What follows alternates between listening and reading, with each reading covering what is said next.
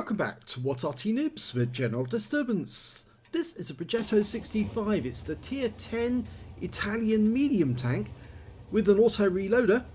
It's located on the north spawn of Serene Coast and it's under the command of blacky3443 of the BBMM clan. Now this thing has got a 105mm gun. He's actually loaded the premium ammo into the first slot, capable of 330mm of penetration. With a standard APCR, it's 268. So it looks like he's going to go through the premium rounds first, and then he's going to work on the non-premium afterwards when he has to. Now it's an auto reloader, and it's normally 15 seconds to load the first shell, 13 the second, 11 the third, and 9 seconds the fourth shell. Yeah, you get 4 shots in the clip. But of course, times vary depending on how good the crew is and if they're using premium consumables or anything else that may affect them. BIA or something like that. He's headed off down to the west side of the map where the medium tanks normally encounter each other. Best not to go to that bush, by the way. A lot of people do, thinking, yeah, I'll go to the bush and then I can spot the enemy through the bush. Actually, it's the bush is where Arty pre-aimed, so if you do go to the bush, you can expect to get hit. Well, he gets 2 shots in straight away on the T57 Heavy, and he doesn't fire the full clip. He allows the reload to go through, because remember, if it's 9 seconds and 11 seconds for the second and third and the fourth shell, that actually means that it's quicker just to reload 2 than it is to reload all of them.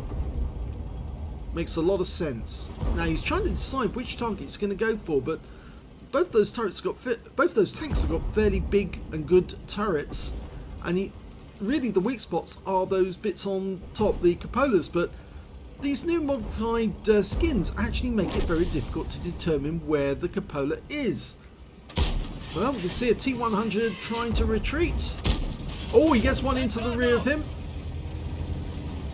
Now, as you may have seen earlier, the alpha is 360, which is not bad for a 105mm. We've seen some 105mm at tier 10 do have 390 alpha. Now, this particular tank, the Progetto, was a design that was never put into production, obviously, but the Italians actually went to the Germans to look at the Leopard and look at the development of that tank, and they decided that maybe they could actually come up with something better themselves, and this is why the Progetto design was actually put forward. It never got put into production, though. They never went ahead with it. Instead they just went with the Leopard. But the fact is that this is actually quite an interesting tank. It's got many of the same characteristics as the Leopard. Very thin armour, but very good gun. If I remember correctly, it's a variant of the L7A1, which is the British 105mm gun. Obviously not British, this one, the make, but virtually all of the 105mm guns that were actually manufactured at the time were derivations of the L7A1, because it was such a good gun with such decent penetration, shell velocity, everything about it was perfect. Oh yeah, nice shot to the side of the M454, and he finishes it off in this next round.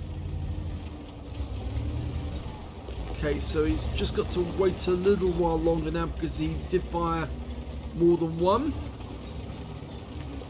You can sort of like treat the Progetto 65 as kind of burst damage. It's able to deal with a couple of shots at a time and only use the remaining two shots if you absolutely have to, because you need to put down an enemy before they do damage to you. He manages to get a sneaky shot through there to kill the enemy Progetto. Now, just the other day, somebody actually commented and said, I talk too much during these videos. And, well, they were saying I couldn't hear what was going on because I was rattling on all the time. Well, I think the thing is that I'm trying to give a commentary for those people who do want it. He's got one Arty, can he get the second one? Oh, he's going to need more than one shot. And he gets it. So that's a Pascucci's medal. and he's now up to 4 kills. Okay, but he's got to let this reload go through. 2 shells in the mag now. There's a Gorilla 15 just around the corner. It's going to take more than 2 shells to take the guy out, though. And he took around from a T100 LT in the rear, and the Gorilla is looking this way. He does take a hit, a massive one, but it's a low roll for the Gorilla. Now he's waiting for the reload to go. Oh, he fired too soon, and now he's unloaded. He should have waited. If he waited a few seconds, he would have had 2 shells, and he would have been able to take the Gorilla out. But I think he's now holding the guy in place because the Gorilla cannot turn its gun all the way around. So long as you get behind it, it's basically toast. Gorillas have to turn to bring their gun to bear because they've got a narrow arc of 50 degrees either side. But he's letting his first shell go in. Remember, 15 seconds first one, 13 seconds for the second, 11 third, and 9 the fourth. Of course, in the Noobs, you get this weird noise every time the shells go through, which can be a bit disconcerting for some people. Well, some just find it stupid. Well, the enemy's capping at the other end, and we can see blacky3443 has got 5 kills. If he gets another one, he's going to get a top gun. He's making his way back as quickly as he can. Now there's 2 ways of going around this. Oh, he's found another couple of enemies. Now there's only 1 in the cap at the moment. I think he's decided these guys are more important just for the moment. Somebody got to reset up the other end. Now, can he get kills on these guys? If he gets just 1 kill, he's got himself a top gun. There's the T100, the guy who fired on him earlier, and finishes him off. Go for the Udas. Fires 1 in. Don't wait, let it load. The guy's using the Rex for cover. He comes up alongside him. Oh, he didn't get the kill, and now he's going to take damage from the Udas. And he's down to just 416 hit points. Yes, he takes a big hit for 105mm gun,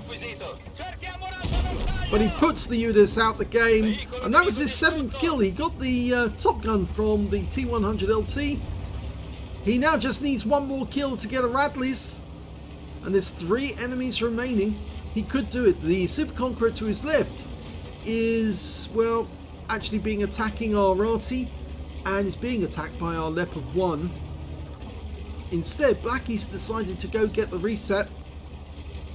Now, he can either go through the gap in the rocks. No, he's decided not to do that. He's going to go round the other side and approach the cap from the rear. Now, the guy probably won't be expecting that, because I think he'll be expecting our Leopard and our T92 to be the ones attacking, so he'll probably come up behind this guy looking the wrong way. And yes, that's exactly what's happened, and the T110E3 dies, gives him a Radley Walters. Now, where is the last enemy? It's a Jaegeru, and he was down seen near the other end of the map. Now, where is he? Well, he's decided to go across the peninsula to try and find him. I just think Wargaming did a very good job with the water effects, especially the fact that you get the plumes of water when somebody fires into the water. You get the water spouts and everything. That's a very good idea. Nice bit of graphic modelling there. You can see that shot that went right in the rear from the Udas. He obviously auto-aimed onto Blacky, and now he's stopped here for a moment because he's waiting for the Leopard to catch up. The Leopard's just behind. He wants to go around the corner and go after the Jaegeru together, because if he does attack on his own, he might get wiped out by the Jaegeru and his 17cm gun. Okay, they're both together, they're both going. Now you can see Blacky's actually got a fourth shell reload of 8.3 seconds, so not the normal 9 seconds. He has got a BIA crew on this one.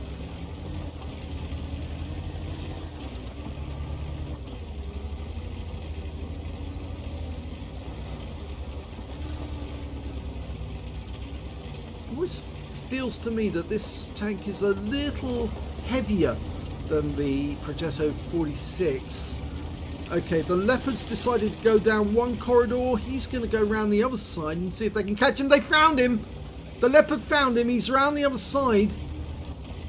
Okay, Blackie's got to try and get round here as quickly as he can. Come up behind the Leopard.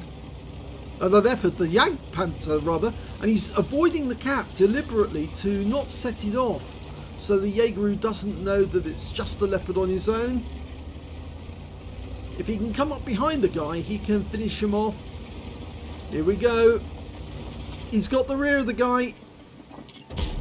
Tracks him. Goes for the compartment. Puts one in. Go for the kill. Yes! 9 kills. 1 short of the pools. And wins the game. Well played, blacky3443. Let's have a look at the end of battle stats. And here's the end of battle stats. And it was an ace tanker for blacky3443 in the Progetto 65. Not just any old ace tanker. This one was his first, because you only get the scrolls the first time. He also got a Reaper for taking out consecutive enemies with consecutive shots, a Fifer effect, Spotter, Duelist, and a Bruiser out of the minor medals. But out of the epics and the battle heroes, he got 2 epic medals. He got a Pascucci's medal for getting 2 enemy Arty, a Radley Waters medal for killing at least 8 enemy tanks. In fact, he ended up with 9, just 1 short of getting a Pools medal. And he got a couple of battle heroes as well. He got the High Caliber for dealing the most damage in the game, and a Top Gun for getting at least 6 kills.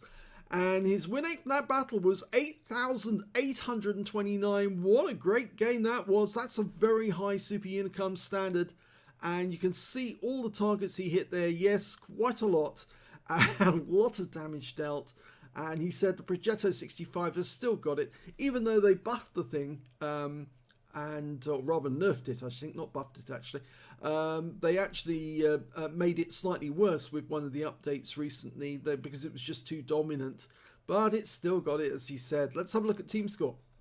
6,006 hit points of damage. The next highest scorer was in fact the Jaegeru with 3,626, followed by the Superconk on his own team with 3,623. The Superconk got a Confederate. The GWE 100 also got a Confederate out of that game.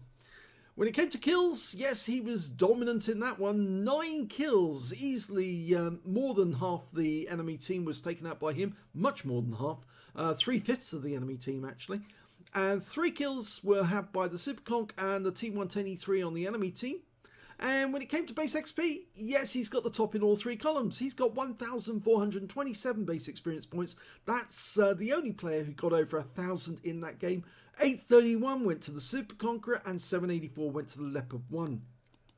He fired 23 shots in the game, got 21 direct hits and 21 penetrations. It's a very good 105mm gun. 6,006 hit points, of which 377 were at more than 300 meters. I think that was one of the shots he fired at the T100LT as he was retreating into the distance, and he shot him up the ass just as he departed. 5 hits received from the enemy, 4 of them penetrated, 1 non-penetration. Yeah, I'm afraid this tank really doesn't have much in the way of armor. It relies on the gun, speed, and the ability to put the enemy down before the enemy can do much about it. 440 hit points of damage blocked by the armor. I think that was one shot that hit the tracks, or he was very lucky with. 2 enemy vehicles spotted, 10 enemy vehicles damaged, 9 killed, and 1,615 hit points of spotting assist. Plus he got 61 defense points by resetting the cap. On a premium count, he earned 89,108 credits from the game, 65,000 for completing the mission and events, so total 154,108 credits. And after repair, ammunition, resupply, he still took away a profit of 18,577 credits. If it had been a free-to-play account, he would have made a loss. He earned 2,140 XP, times 2 for the first victory, and took away 4,281 experience points altogether. So the Progetto 65 gives blacky3443 a really good victory and his first ace tanker in the vehicle. And if he carries on at this rate, it won't be long before he collects that Pulse medal that he just narrowly missed out getting on this game. So if you enjoyed that replay, please give this video a like, do subscribe to our channel, leave a comment down below because it feeds the YouTube algorithm, and thank you for watching.